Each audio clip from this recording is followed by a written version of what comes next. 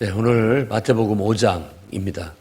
5장에서부터 7장까지가 산상수훈인데 보통 마태복음은 약간 그 모세 오경의 구성, 느낌을 가지고 있습니다. 그래서 이 마태복음에는 5개의 가르침이 나와요. 그 첫 번째가 바로 이 산상수훈이라고 하는 5장에서 7장의 얘기입니다.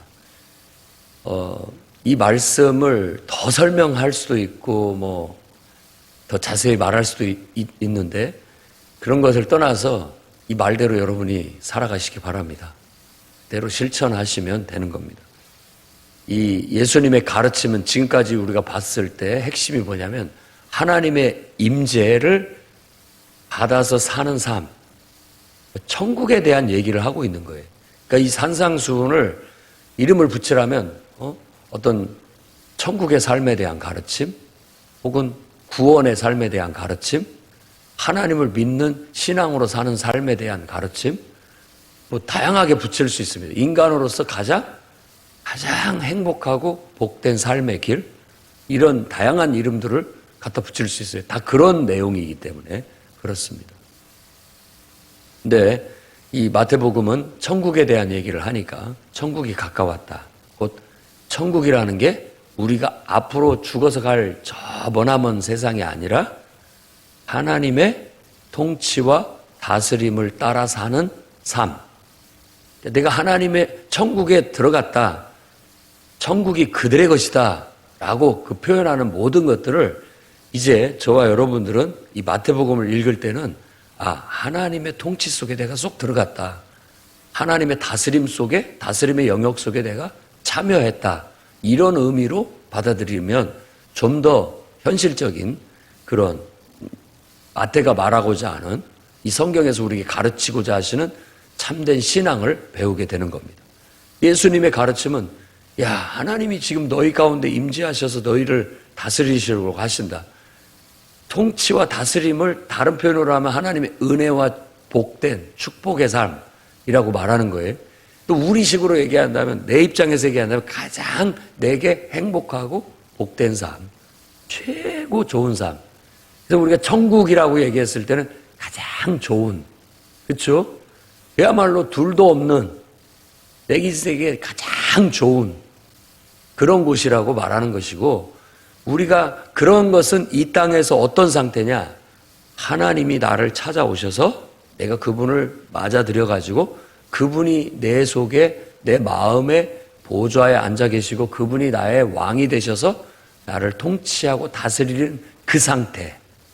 그 상태가 가장 인간으로서는 행복한 상태, 복된 상태라고 말하고, 그 상태를 유지하면서 그 상태에서부터 하나님의 통치와 다스림이 마치 맛을 내듯이, 빛을 비춰내듯이 살아가는 삶이 신앙의 삶이에요.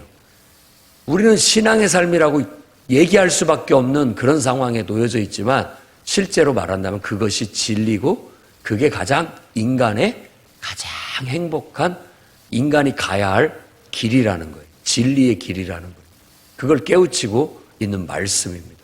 그래서 산상수훈을 여러분들이 읽고 또 읽고 묵상하고 그 말씀대로 살아가려고 힘써야 됩니다. 제자 훈련이 따로 있는 게 아니에요. 이 산상수훈의 가르침대로 실천하면 됩니다. 예수님께서 가르치시고 선포하시고 그리고 치유하셨다고 하는데 그 맥락을 잘 보십시오. 하나님의 나라를 가르치고 하나님 나라가 선포됐을 때는 이미 그 가르침 속에서 하나님의 임재가 임했고, 하나님의 임재가 임한 곳에는 능력이 나타나는데 각종 병든 것과 연약한 것들, 그리고 더러운 귀신들이 다 사라지면서 회복되고 치유되고 하나님의 역사가 나타난다라는 거예요. 그게 바로 천국의 삶인 거예요. 그러니까 하나님의 나라, 이 천국은 말에 있는 것이 아니다라고 바울도 얘기했죠.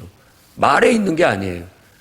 말로 하나님의 나라, 하나님 나라가 아니라 하나님 나라를 가르쳤고 하나님의 임재가 임했다면, 하나님의 통치가 나타나는 실질적인 삶을 산다면 하나님의 통치의 실질적인 역사, 능력이 나타나게 된다라는 거예요. 우리의 삶도 내가 예수를 믿고 있고 하나님의 임재 안에 그분의 통치 속에 들어가서 그분이 성령으로 나를 이끄시는 대로 살아가게 된다면 우리가 내가 사는 삶이 아니죠. 더 이상 성령의 이끄심을 따라서 성령의 능력이 내 삶에서 맛을 내게 되고 내 삶에서 빛을 발하게 되는 거예요. 뭔가 그것이 실질적으로 내 삶에서 경험되어지고 열매로 맺어지는 삶을 살게 되는 것이죠. 이 마태복음 앞부분에서 얘기하는 것들이 다 그대로입니다.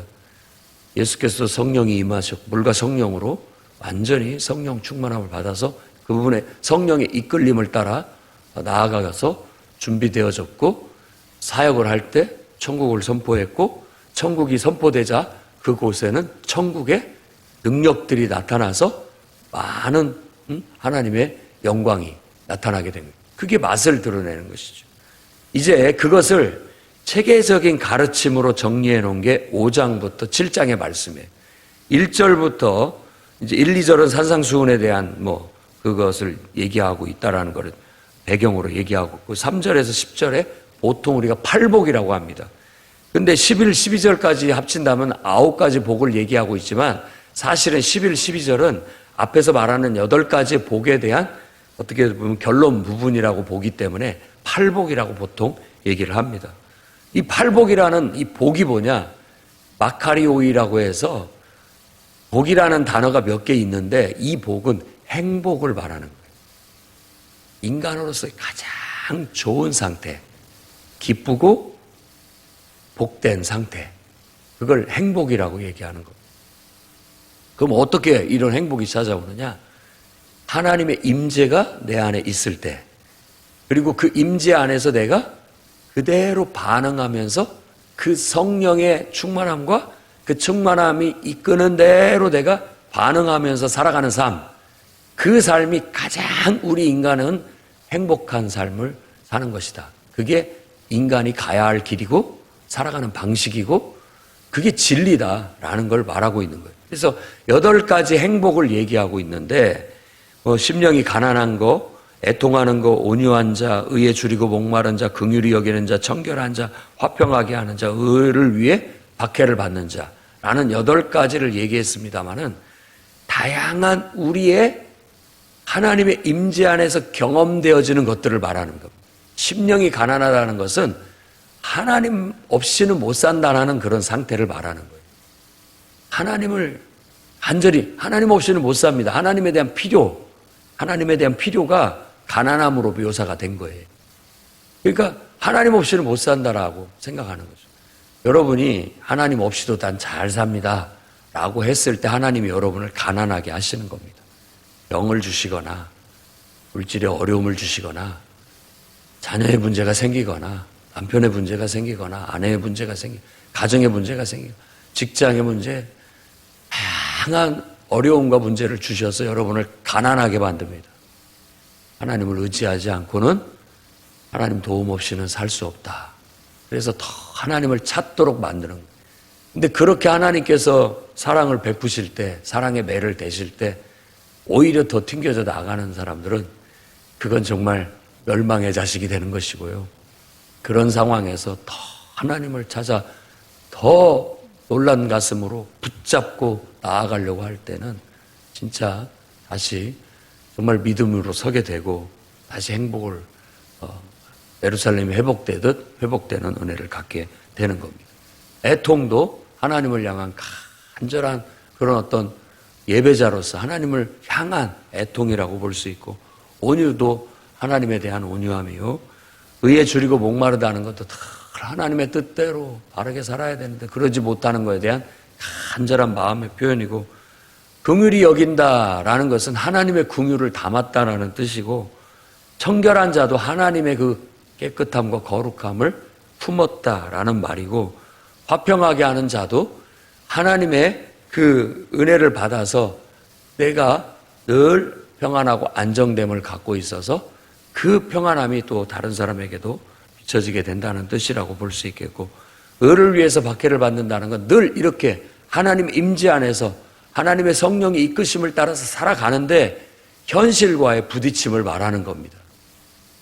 우리가 하나님의 뜻대로 살면 평평대로고 행복이다라고 하지만 평평대로에서 행복이 아니라고 말하고 있는 거예요.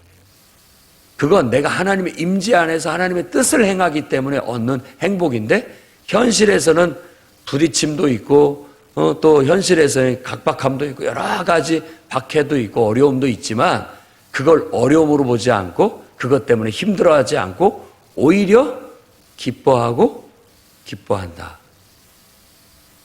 내 마음에 하나님의 임재가 있어서, 그분의 인도하심이 있어서, 성령의 이끌리심과 감동이 있어서 그 뜻대로 순종해 나가는 데 있어서 육신이 피곤한 거 아무것도 아니에요. 이 기쁨에 비한다면, 이 행복에 비한다면. 또 그걸로 인해서 누군가가 나를 박해하고 그것 때문에 나를 미워한다, 그거 아무것도 아니라고 여기는 거예요. 오히려 나는 당연히 인간으로서 하나님의 임재 안에서 하나님의 말씀대로 하나님의 뜻대로 사는데 기쁨을 누리고 있으니까. 오늘 이 새벽 예배에 나오는 것도 육신이 피곤해도 하나님의 임재, 하나님의 은혜, 하나님의 인도함을 따라서 사는 게 기쁘고 행복한 거예요. 그게 내 인생의 복이고 행복이고 기쁨이다. 그래서 이 팔복은 하나님의 임재 안에서 하나님을 예배하고 하나님을 섬기고 하나님 뜻대로 순종하는, 그야말로 그런 신앙의 삶에서 누리는 기쁨과 행복을 말하는 거예요. 그래서 우리가 보통 예수 믿어라, 행복하다, 행복으로의 초대, 가장 행복한 삶으로, 진리로의 초대, 참된 인간의 삶으로의 초대라고 말하는 거예요. 그러니까 우리가 전도를 할 때 가장 먼저 우리가 하나님 앞에 끌리듯 나아가는 것은 하나님의 임재 안에 진정한 행복이 있고, 그게 바로 진리의 길이다라고 믿기 때문에 나는 그 길을 가겠다.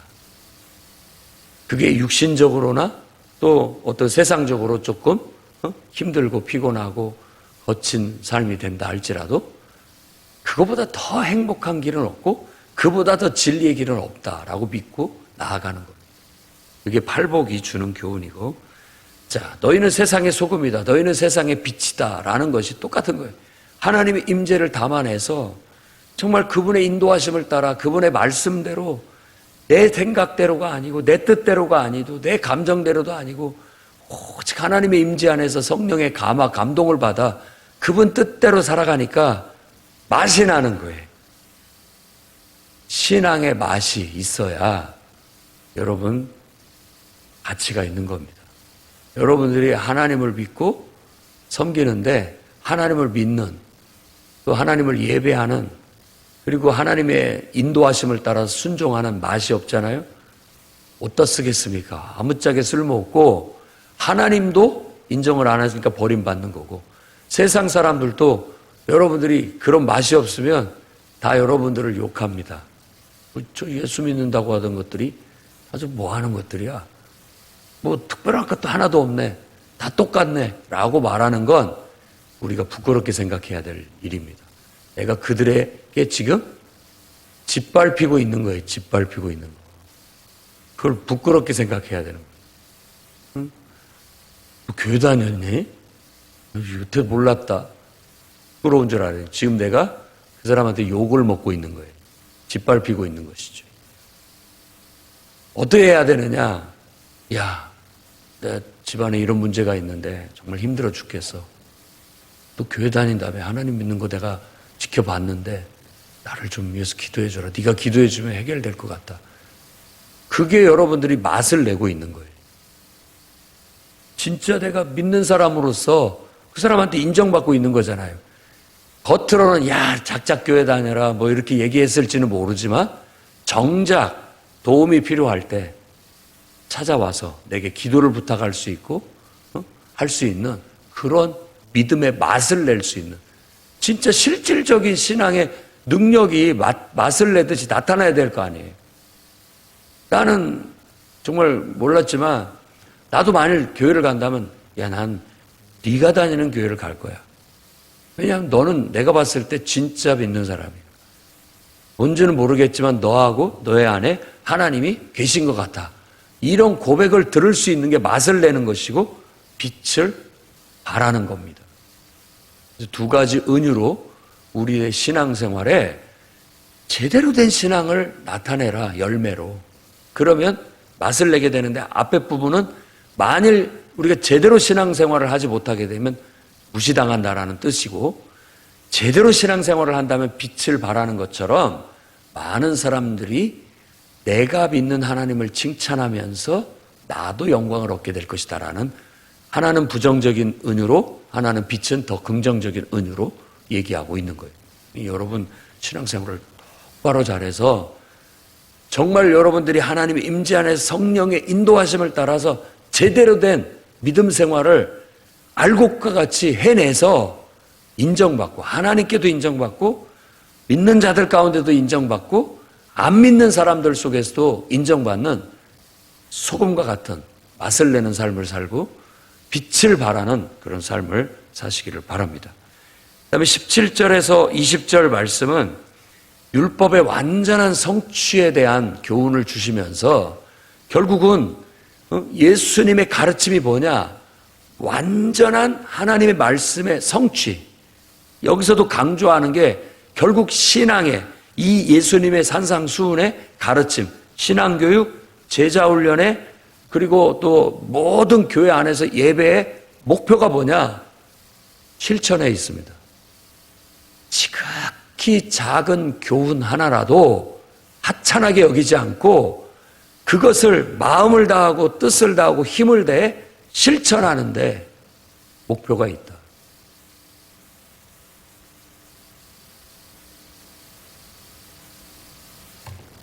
그게 우리가 예배하는 목표고, 제자훈련을 하는 목표고, 또 우리의 신앙의 목표입니다. 대개 정말 우리들이 반성해야 할 것이 뭐냐면, 제자훈련을 하거나 성경 공부를 하거나 머리만 커지는 경우가 많습니다. 머리만 커진다라는 게 참, 그게 내나 지식을 가르쳐주고 신앙이 뭐고 또 제자의 삶이 뭐고 신앙의 삶이 뭔지를 배우는 건데, 성경에 대한 지식과 또 교회에 대한 생리나 전반적인 사역에 대한 이해가 머릿속에 이제 정립이 된 거죠. 그런데 사람들은 묘한 심리가 있습니다. 자기가 그것을 실천하려는데 힘쓰는 것보다는 이제는 그 눈이 생겨가지고, 이게 하나의 눈이 관이 생긴 거잖아요. 배웠으니까. 다른 사람을 보고 평가를 잘해요. 평가하라고 가르친 건 아닌데, 사실 보면은 다 배워서 이제 눈이 생겼어요. 아, 저건 저렇게 해야 되는데, 저건 저렇게 해야 되는데, 이런 것들이 생겨가지고, 우리 눈은 나를 보기에는 취약하고, 앞을 보기가 아주 유익하게 돼 있잖아요. 그러니까는 사람들이 보이는 거예요. 눈에 거슬리는 거예요. 계속. 내가 배운 대로는 저게 아닌데, 저게 아닌데. 그러다 보니까 자꾸 우리가 누군가를 평가하게 되고 가르치려고 드는 경향이 많습니다. 한번 찬찬히 한번 교회를 이렇게 관찰해 보십시오. 그러면 교회 생활을 오래 했거나 또 이렇게 충분한 체계적인 교육을 받은 사람들은 그런 점들이 많이 발달되어 있습니다. 아, 그건 그렇게 하는 거 아닙니다. 이런 거 많이 말할 수 있는 위치가 되고, 그러면서 평가도 잘하고 또 나가서 늘 가르치려고 드는 게 많아요. 그러다 보면은 그게 나쁘다는 것은 아닌데 상대적으로 균형을 잃어요. 자기가 모범을 보이고 실천하는 면이 이렇게 쪼그라들고, 그러니까 우리도 나이 먹으면 하체의 근육은 빠지고 이렇게 살은 찌고 이런 비정상이 될 수가 있어요. 건강하지 못한 모습이 될 수가 있다라는 거예요.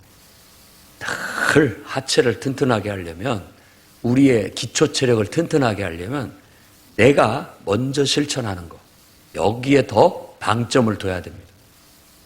나는 요만한 어떤 실수도 하지 않겠다. 정말 하나님 말씀에 배운 대로 내 안에 하나님의 성령이 감동이 있고 기록된 말씀을 묵상하면서 하나님이 내게 감동을 주시면 나는 즉각 행동한다. 즉각. 그런 마음을 가져야 돼. 예수님께서도 말씀의 완전한 성취예요. 그러니까 모든 학문의 끝은 예수님이고 모든 종교의 끝은 예수님이고 모든 가르침의 끝도 예수님이에요. 그분이 완성하러 오신 거예요. 그러니까 예수님을 우리가 진리의 완성으로 보는 겁니다. 사람들이 인정하지 않아도 성경은 그걸 가르치고 있고 우리는 그걸 믿습니다. 모든 것의 완성은 예수 그리스도로 완결되는 거예요. 그리고 우리도 정말 예수님이 완전한 하나님의 말씀의 성취가 되신 것처럼 우리도 그러려고 제자 훈련을 받고 그러려고 기도하는 거고 그러려고 예배하는 거고 그러려고 우리가 부단히 애를 쓰고 노력하는 거라는 걸 잊지 말아야 돼요. 여러분 꼭 말씀을 여러분한테 적용하시기 바랍니다. 여러분에게 적용하십시오. 사사로운 거 이렇게 잡아가지고 이건 이런 건데 왜 이렇게 하십니까? 라고 말할 때 나는 그런 말을 듣고 참고를 해서 내 자신을 살피고 더 온전해질 수 있지만 정작 우리도 할 말이 많은 거예요. 그 사람에 대해서 할 말 우리도 많아요. 똑같은 거예요. 상대적인 거죠. 똑바로 하고 있느냐. 여러분들도 예배당 나와서 예배 드릴 때 목사님이 말씀을 잘 알고 있는지 설교를 잘하는지 또 뭐 영성은 됐는지 말씀을 잘 실천하는 분인지 여러 가지 여러분들도 나름대로 이렇게 배워온 것들이 있기 때문에 그걸로 판단이 되고 이렇게 되는 겁니다. 그것도 어느 정도 참고는 해야 되겠지만 늘 힘써야 할 것은 다른 게 아니에요. 내가 오늘 필요로 하는 하나님의 말씀을 들으려고 하고 그걸 실천하려고 하는 데에 더 자꾸 노력을 해야 되는 겁니다. 그게 순수함이에요. 동방박사같이 순수함을 갖지 않으면 바리새인이나 대제사장이나 서기관들처럼 결국은 불순해져 가지고 볼 걸 못 보고 들을 걸 못 듣고 한쪽에 치우쳐 버려요. 뭔가에 갇혀버리게 되는 거죠. 그러면 놓칩니다. 무슨 작은 것들은 잘 그냥 넘어가는데 사실상 보면 뭐 이것저것 막 따지고 이렇게 하지만 알고 보면 그 사람은 큰 것을 놓치고 있어요. 큰 것을. 그래서 바리새인들이나 사두개인은 항상 이 복음서 마태복음에서는 상징적으로 잘못된 길을 가고 있는 사람들, 자만하고 교만한 신앙의 대명사로 쓰여져요. 그 당시 바리새인이나 뭐 사두개인이 다 그랬다는 건 아니지만 그들의 특징을 딱 들어서 그들의 모습은 항상 우리가 가지 말아야 할 것. 그런 길로 얘기하는 것이죠. 철저히 하나님의 말씀대로 실천하되 서기관과 바리새인보다 더 낫지 아니하면 천국에 못 들어간다. 여기서 천국에 못 들어간 죽어서 천국 못 간다라는 의미보다도 하나님의 통치나 다스림을 반영해내지 못한다. 실천해내지 못한다. 라는 걸로 이해하는 게 더 좋습니다. 그러니까 정말 하나님의 말씀이 딱 주어지면 아멘 하고 그냥 생각할 것도 없이 바로 순종하고 그대로 행하게 됐을 때 하나님의 능력이 나타나고 우리가 천국을 경험하게 되는 건데 그러지 못하고 자꾸만 인위적으로 인간적으로 남한테 보이기 위해서 또 남에게 자꾸 이렇게 더 적용을 하고 이렇게 하다 보면 내 안에 천국은 이루어지지 못하는 거죠. 경험되어지지도 않고. 그래서 머리만 큰 신자가 되지 않도록 들을 많이 하셔야 됩니다. 스스로가 여러분 살 빼듯이 노력을 해야 되는 거예요. 자꾸 군살이 찌지 않도록 균형을 건강을 잃지 않도록 빼나가셔야 됩니다. 나를 살피고 아무리 작은 말씀이라도 내가 먼저 설선수범하고 먼저 본을 보이는 그런 신앙으로 건강한 신앙으로 나아가시기를 바랍니다. 그 다음에 이제 13절부터 이 5장에서는 5가지 혹은 6가지의 실예를 들어 설명을 하고 있습니다. 어떻게 하나님의 임재 속에서 우리가 실천하고 하나님의 뜻대로 성령이 이끄시는 대로 살아갈 수 있느냐라는 실예를 들어 얘기하고 있는데 그 첫 번째가 21절에서 26절에 살인하지 말라는 십계명의 교훈을 가지고서 우리에게 말하는 교훈입니다.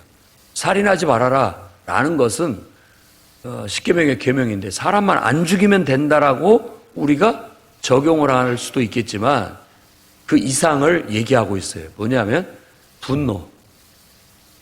분노에 대한 얘기인데 이 분노가 우리를 지배하게 해서는 안 된다는 거예요. 그러면 무엇이 우리를 지배해야 됩니까? 하나님의 임재. 우리가 분노에 이끌려서 살면 결국 나는 분노의 자식이 돼버리는 것이지만, 우리가 하나님에 의해서 이끌리면 하나님의 자식이 되는 거죠. 그렇죠?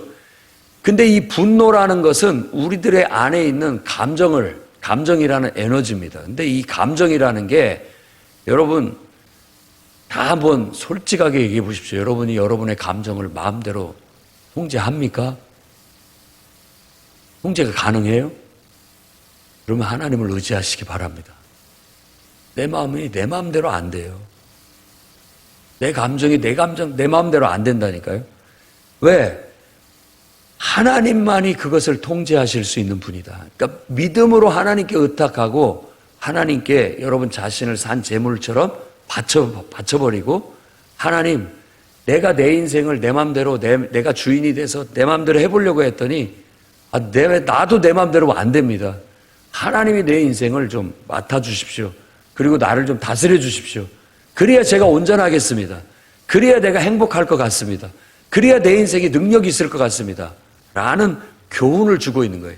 단지 살인이라는 어떤 한 교훈을 갖고 말씀하셨지만 더 폭넓게 따지고 보면 감정에 지배당하지 마라. 감정의 노예가 되지 마라. 그러면 감옥에 갇혀버리게 된다. 이게 나오는 하나라도 다 갚기 전에는, 해결하기 전에는 그 감옥에서 못 나온다. 그렇게 얘기를 하는 것이죠.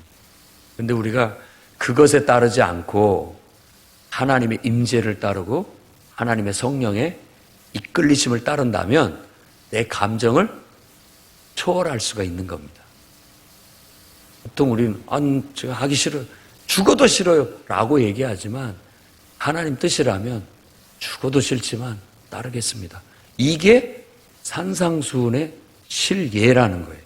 그렇게 우리는 사는 삶을 사는 거예요. 그게 믿음의 삶입니다. 두 번째 얘기는 간음하지 말라는 얘기인데, 간음이라는 것에 대해서 얘기를 하면서 마음으로 품는 음욕을 얘기하는데, 이 음욕이라는 건 우리 안에 있는 욕망의 가장 대표적인 욕망이에요. 그러니까 욕망에 대한 것입니다. 우리의 욕심, 욕망의 집에 대해서 욕망에 이끌려서 어떤 일을 하지 말아라 라는 겁니다. 우리는 누구에게 이끌려야 돼요? 성령에 이끌려야죠. 하나님의 말씀에 이끌려야 되고 하나님에게 이끌려서 사는 삶을 살기로 했잖아요. 그런데 때로 보면은 우리 안에 뭔가를 하고 싶어하는 욕심이 그걸 넘어서가지고 나를 확 지배해요. 그러면 10중 8구죠. 그 욕망에 의해서 살아가게 돼 있습니다. 눈이 멀었죠. 눈이 멀어서 욕심에 눈이 멀거나 욕망에 눈이 멀다 보면 하나님은 뒤에 안 보이고 그거에 의해서 그냥 살아가게 되는 거예요. 그러니까 빨리빨리 우리가 그 공기를 빼내야 돼요.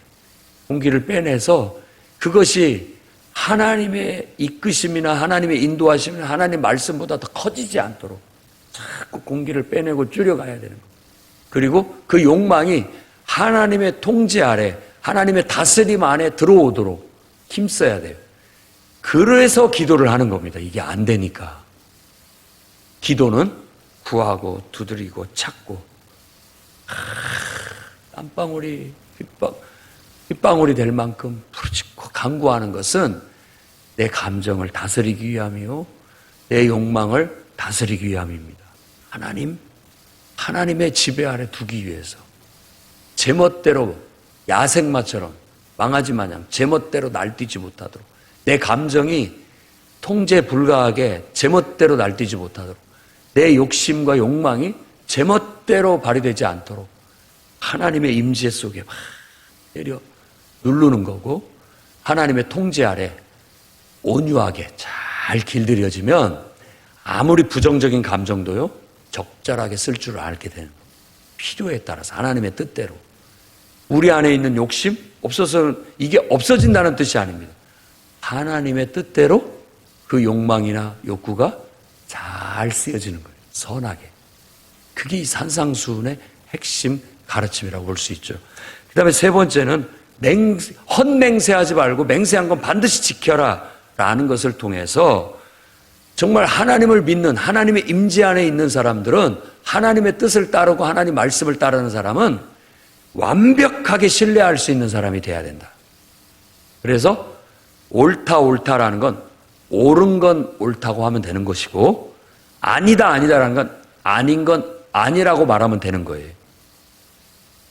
맹세 같은 것은 하려고도 생각하지 마라. 왜 맹세를 하느냐?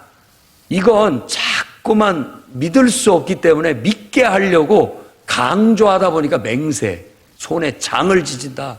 아버지를 두고 맹세한다. 하늘을 두고 맹세한다. 하나님을 두고 맹세한다. 그런 표현 자체를 쓸 필요가 없다. 기면 기다고 하면 되는 거고요. 아니면 아니다고 하면 되는 거예요. 딱 예수 믿는 사람은 그냥 완전히 보증수표예요. 그냥 믿을 수 있는 사람이라니까요. 그분이 그렇게 얘기했으면 확실해. 그런 거야, 그냥.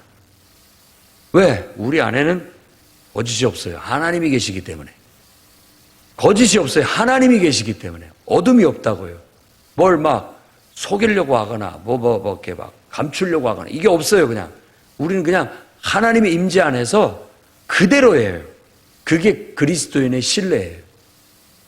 야곱이 바로 왕을 찾아가서 나는 독실한 삶을 살았습니다. 이렇게 말하는 것처럼 우리도 독실한 그리스도인이 돼야 되는데, 그리스도인 하면 그냥 오중수표. 그 사람은 그냥 믿을만한, 침례받은 신자입니다. 됐어. 더 볼 것도 없네. 합격. 그냥 그렇게 신뢰받을 수 있는 기독교인이 돼야 된다라는. 둘도 없어요. 이 사람들은 시키지 않아도 성실하고, 속이는 거 없고, 거짓되게 하는 거 없고, 딱 보는 그대로다라고 하는 신뢰. 이게 믿는 사람의 삶이라는 걸 말해주고 있는 것이고요. 그 다음에 38절에서 42절, 눈은 눈으로 이는 이로 갚으라는 보복법이 있었어요. 근데 그 말씀을 가지고 예수님께서 가르치시는 것은, 이제는 너희는 그러지 마라. 악을 선으로 대하라. 이 가르침을 주는 겁니다. 이 얘기가 그 로마서 12장에 가면 이제 사도 바울의 가르침에 그대로 이어져 들어가 있어요. 그러니까 똑같아요. 어떻게 보면 사도 로마서 12장의 말씀이나 이 산상수훈의 예수의 가르침이나 그 똑같은 맥락에서 가르치고 있는 거예요. 여러분 자신을 산 제물로 하나님 앞에 바쳤고, 이제는 하나님이 인도하시는 대로 그분의 말씀대로 완전히 나는 순종하여서 그분 뜻대로만 살기로 했다고 한다면, 여러분이 이제부터는 누군가가 악으로 대한다면 똑같이 내가 갚아주겠다가 아니라 내 안에 하나님이 시키는 대로, 우리가 말하는 이 선이라는 것은요, 내 선이 아닙니다. 착한 채 하지 마시라고요. 하나님이 인도하는 대로 하면 됩니다. 성령이 감동하시는 대로. 그래서 어찌 보면 하나님은 선으로 악을 이기라. 내가 갚아주겠다. 내가 갚아주겠다. 그래서 나는 당신을 미워하거나 벌할 자격이 없습니다. 이런 거거든요. 나는 하나님만을 섬기는 사람이기 때문에, 나 하나님만 보고 살기 때문에 당신이 나한테 나쁘게 하든 해롭게 하든 난 그 관심 없습니다. 나는 단지 그냥 하나님만 보고 하나님 뜻대로만 사는 사람입니다. 그 사람에게 내가 초점을 맞추지 않아요. 단지 그냥 하나님이 그 사람을 나에게 보내줬고 그 사람을 통해서 내가 연단받기를 원한다면 난 그대로 순종하면 되는 것이고, 하나님이 그 영혼을 사랑하라고, 그럼에도 불구하고 사랑하라고 한다면 나는 그 사람한테 사랑을 베풀 겁니다. 그게 우리의 삶의 원칙이고 방식이에요. 내가 직접 대하지 않습니다. 하나님께서 하라는 대로. 그리고 당연히 벌 받을 거면 하나님 벌 내리시는 것이죠.